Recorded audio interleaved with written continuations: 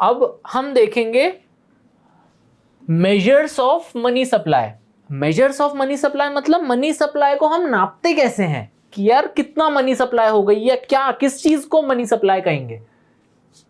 तो ये ऑल्दो बहुत थ्योरेटिकल टॉपिक है तो बहुत ज्यादा इंटरेस्टिंग नहीं है, पर क्योंकि 4 से 6 नंबर मनी एंड बैंकिंग लेता है तो हमें पढ़ना पड़ेगा।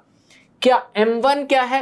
M1 और M2 को हम नैरो मनी कहते हैं। नैरो मनी मतलब हमारे से इसका फासला कम है, नैरो है, हमसे ज्यादा दूर नहीं है। ये हमसे ज्यादा दूर मतलब ये लिक्विड है ज्यादा।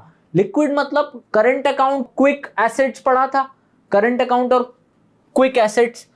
तो क्विक एसेट्स जो होते थे, जो रेडिली कन्वर्टेबल इनटू कैश थे, उनको हम लिक्विड कहते थे।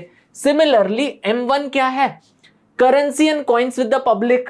कितना ज्यादा करेंसी मतलब नोट्स बोल सकते हैं यहाँ पे, currency notes and coins with the public. कितना ज्यादा लिक्विड है ये, बिल्कुल ही, ये तो खुद ही कैश ही है, ये इससे कुछ भी आप खरीद सकते हो। अगला है demand deposits of commercial banks. आप कभी भी मांग सकते हो खड़े पैर पे कि भाई मेरे को मेरा पैसा वापस दे, ये भी लिक्विड हुआ। फिर other deposits of RBI. Deposit RBI में कौन डिपॉजिट करता है? हम तो नहीं कर सकते, बिल्कुल नहीं कर सकते, पर और कौन कर सकता है? फॉरेन गवर्नमेंट्स कर सकती हैं। तो फॉरेन गवर्नमेंट ने आके अगर अपना पैसा अब हमारी आरबीआई में रखा, वो आ जाएगा M1 में। और क्या आ सकता है? वर्ल्ड बैंक ने अगर पैसा दिया, वो भी आरबीआई के अंदर आएगा। क्या नहीं आएगा? अगर हमारी ही गवर्नमेंट ने आरबीआई के पास पैसा रखा तो आएगा? नहीं आएगा। और क्या नहीं आएगा? इंटर बैंक जो रख लिया, बैंक्स ने आरबीआई में पैसा रखा, वो आएगा क्या? नहीं आएगा। कॉल जो रेट आप सीआरआर सर पढ़ा रहे थे कभी, सीआरआर आएगा क्या? नहीं आएगा। तो ये सारे deposits, other deposits with RBI जो M1 का पार्ट है उसमें नहीं आते हैं। M2 क्या है? M2 है M1, तो ये 3 चीजें, तो 3 चीजें +1। +1 क्या है? Savings deposits with post office savings bank. अब ये आज के टाइम में मैं क्यों रिडंडेंट कॉन्सेप्ट बोल रहा था, पोस्ट ऑफिस में आज भी अगर आप देखें आर्मी पर्सन्स की अभी भी पेंशन जो है ना वो पोस्ट ऑफिस में आती है। आप अपने ग्रैंड पेरेंट्स से पूछेंगे तो उनके यहाँ हो सकता है वो लोग पोस्ट ऑफिस में कुछ कुछ अपनी चीजें रखते थे, सेविंग्स अपनी। तो बैंक की जगह पोस्ट ऑफिस में, क्योंकि इनकी रीच ज्यादा थी बैंक से, बैंक्स तब गांव-गांव पहुंचे नहीं थे, पर पोस्ट ऑफिस चिट्ठी तो सबके यहाँ जाती थी। तो पोस्ट गवर्नमेंट की ये रिक्वायरमेंट थी कि सबको बैंक अकाउंट्स टाइप का आपको एक्सेस देना है जिससे लोग सेव करें। तो उन्होंने पोस्ट ऑफिस के साथ ही ये फैसिलिटी स्टार्ट कर दी थी।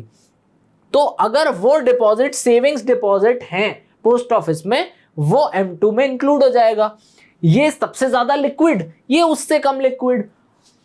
हाँ, तो M3 और M4।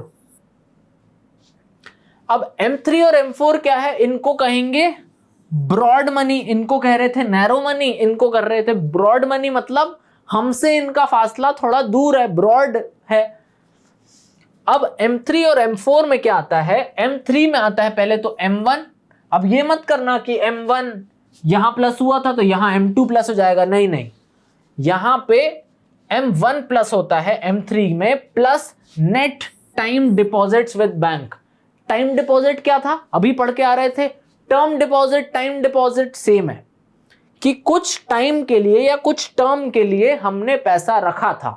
तो M3 नेचुरली क्योंकि टर्म की बात करने लगा तो वहां से जो थोड़ा लिक्विड कम हुआ, ज्यादा लिक्विड, थोड़ा कम लिक्विड, थोड़ा और कम लिक्विड, सबसे कम लिक्विड, ठीक है। तो M3 में नेट टाइम डिपॉजिट्स आ जाएगा। M4 में क्या आएगा? M3 plus total deposits with post office banks. तो इसमें करंट भी आ जाएंगे, सेविंग्स भी आ जाएंगे, सारे जितने भी टर्म डिपॉजिट्स भी हैं पोस्ट ऑफिस में, जितने भी डिपॉजिट्स थे वो इसमें आ जाएंगे, पर एक्सक्लूडिंग NSC। NSC क्या है? National saving certificate. अब ये क्या होता है? जैसे आप बॉन्ड्स मान लीजिए, कुछ कंपनी जैसे आज अपने बॉन्ड्स इशू कर देती है कि तुम ये खरीद लो हमसे, हम तुम्हें इंटरेस्ट दे देंगे या हम तुम्हें एक्स्ट्रा पैसा दे देंगे एक टर्म के बाद। एनएससी में गवर्नमेंट करती थी कि आप सेविंग्स करके हमें पैसा दो, हम आपको 6 साल 7 साल या इससे ऊपर के टर्म में लौटा देंगे पैसा विथ इंटरेस्ट। तो पहले क्योंकि स्टॉक मार्केट इतना ज्यादा अच्छा नहीं बना हुआ था और लैंड में सबकी हिम्मत नहीं होती थी इतना ज्यादा पैसा लगाने की, इस टाइप की, तो इन्वेस्टमेंट एवेन्यूज बहुत कम थे, तो इस टाइप की चीजों में हमारे दादाजी लोग बहुत इन्वेस्ट करते थे। पर इसको M4 में नहीं लेते हैं। क्यों? क्योंकि ये भाई इतना ज्यादा कम लिक्विड है, क्योंकि 6 साल तो बहुत ज्यादा हो गया ना।